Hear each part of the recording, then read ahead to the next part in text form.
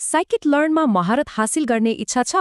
यदि machine learning कोडमा दिक्क लाग्ने एररहरूले सताएको छ भने आजको यो चर्चा एकदमै काम लाग्न सक्छ। खासमा पाइथनमा मेसिन लर्निङ सुरु गर्ने धेरैजसो डेभेलपरहरू यस्तै खालको अलमल्ल पार्ने एररहरूमा आएर अड्किन्छन्। स्क्रिनमा देखिएको यो एरर कतै देखे जस्तो लाग्यो? हो, स्ट्याक ओभरफ्लो जस्ता फोरमहरूमा यो जताततै भेटिन्छ। साइकिट लर्न चलाउन सुरु गर्नेहरूका लागि त यो सबैभन्दा ठूलो टाउको दुखाइ नै हो। तर राम्रो कुरा के छ भने नि, यस्ता एररहरू प्राय साइकिट लर्नको काम गर्ने तरिकाबारे एउटा सानो कुरा नबुझ्दा मात्र आउने हो। ल त्यसो भए अब सुरु गरौँ है त। साइकिट लर्नको ढाँचालाई बुझ्नको लागि हामी एउटा सानो प्रोजेक्टलाई आधार मान्छौँ। लिनियर रिग्रेसन मोडल प्रयोग गरेर घरको मूल्य पत्ता लगाउने। साइकिट लर्नको सबैभन्दा राम्रो पक्ष नै यसको सरलता हो। जुनसुकै काम होस्, चाहे त्यो रिग्रेसन होस्, क्लासिफिकेसन होस् वा क्लस्टरिङ, लगभग सधैँ यही 4 चरणको ढाँचा पछ्याइन्छ: इम्पोर्ट, इन्स्टेन्स, ट्रेन अनि प्रिडिक्ट। यही एउटै तरिकाले गर्दा यो यति शक्तिशाली बनेको हो। अब अरू जेसुकै गर्नुभन्दा पहिले सबैभन्दा पहिलो र महत्त्वपूर्ण काम भनेको हाम्रो डेटालाई 2 भागमा बाँड्नु हो, एउटा ट्रेनिङ सेट र अर्को टेस्टिङ सेट। तर यो किन गर्ने त? किनभने हामीलाई यस्तो मोडल चाहिँदैन जसले ट्रेनिङ डेटालाई घोकेर बस्छ तर नयाँ नदेखेको डेटामा फेल खान्छ। हो, यो ट्रेन टेस्ट स्प्लिटले मोडललाई वास्तविक संसारको लागि तयार पार्छ। यसले यो सुनिश्चित गर्छ कि मोडलले डेटाको प्याटर्न सिकिरहेको छ, उत्तरहरू रटिरहेको छैन। अब आउँछ सबैभन्दा महत्त्वपूर्ण कुरा, फिट र ट्रान्सफर्म बीचको फरक बुझ्ने।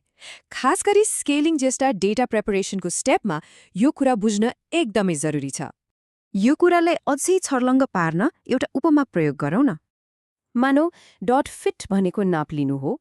दर्जीले जस्तै यसले डेटाबाट नियमहरू सिक्छ, जस्तै स्केलिङको लागि मिन र स्ट्यान्डर्ड डिभिएसन के हो भनेर।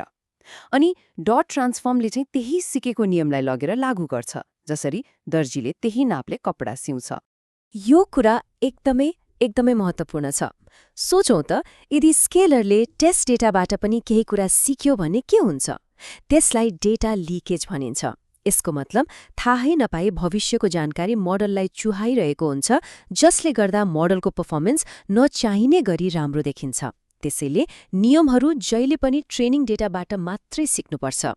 त्यसैले मूल मन्त्र के हो भने, ट्रेनिङ डेटामा फिट ट्रान्सफर्म प्रयोग गरेर नियम सिक्ने र लागू गर्ने दुवै काम गरिन्छ। तर टेस्ट डेटामा चाहिँ ट्रान्सफर्म मात्र प्रयोग गरेर पहिले सिकिसकेको नियमलाई लागू मात्र गरिन्छ। ल, अब हाम्रो डाटा तयार भयो। अब पालो आउँछ प्रिडिक्सन मोडललाई ट्रेन गर्ने। यसको लागि पनि हामीले त्यही पुरानै ढाँचा पछ्याउँछौँ। डाटा राम्रोसँग स्केल्ड भइसकेपछि हामी फेरि डट फिट मेथड नै प्रयोग गर्छौँ।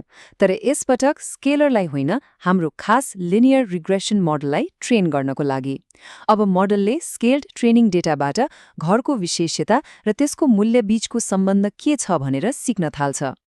ल, अब वर्कफ्लो त बुझ्यो। त्यसो भए सुरुमा कुरा गरेको ती सामान्य एररहरूको समाधानतिर लागौँ न त। हो, यही एरर। यो खासमा एउटा मात्रै नयाँ डेटा पोइन्टमा प्रिडिक्सन गर्न खोज्दा देखिन्छ। यसको कारण एकदम सरल छ। साइकिट लर्नका मोडलहरू एकैपटकमा धेरै प्रिडिक्सनहरू गर्नको लागि बनाइएका हुन्छन्। मतलब डेटाको ब्याचमा काम गर्न। र त्यो ब्याच जहिले पनि 2D अरे हुनुपर्छ, जहाँ हरेक रोले एउटा प्रिडिक्सन जनाउँछ। जब एउटा मात्र आइटम दिइन्छ, त्यो त 1D अरे भयो, अनि मोडल अलमलिन्छ। अनि समाधान त झनै सजिलो छ।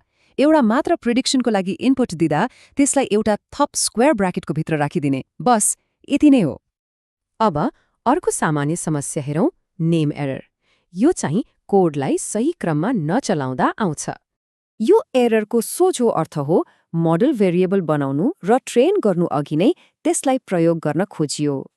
सुरुमा भनेको त्यो 4 चरणको प्रक्रियालाई क्रमबद्ध रूपमा पछ्याउँदा यो समस्या आफै समाधान हुन्छ। त्यसो भए यति सबै कुराबाट सबैभन्दा मुख्य कुरा के हो त, जसले कोड लेख्दा आत्मविश्वास बढाउँछ? एउटा कुरा सधैँ याद राख्नुपर्छ, जब मोडललाई रियल वर्ल्ड एप्लिकेसन यानी डिप्लोयमेन्टमा लगिन्छ, नयाँ डेटालाई पनि ठ्याक्कै त्यही तरिकाले प्रिपेयर गर्नुपर्छ। यसको मतलब ट्रेन गरिएको मोडललाई सेभ गर्दा त्यो सँगसँगै पिकल जस्तो टुल प्रयोग गरेर फिट गरिएको स्केलरलाई पनि सेभ गर्नुपर्छ। तिनीहरू एउटै टिम हुन्, एउटा बिना अर्कोले राम्रोसँग काम गर्दैन। साइकिट लर्न यति शक्तिशाली हुनुको कारण नै यसको एपीआईमा भएको एकरूपता हो।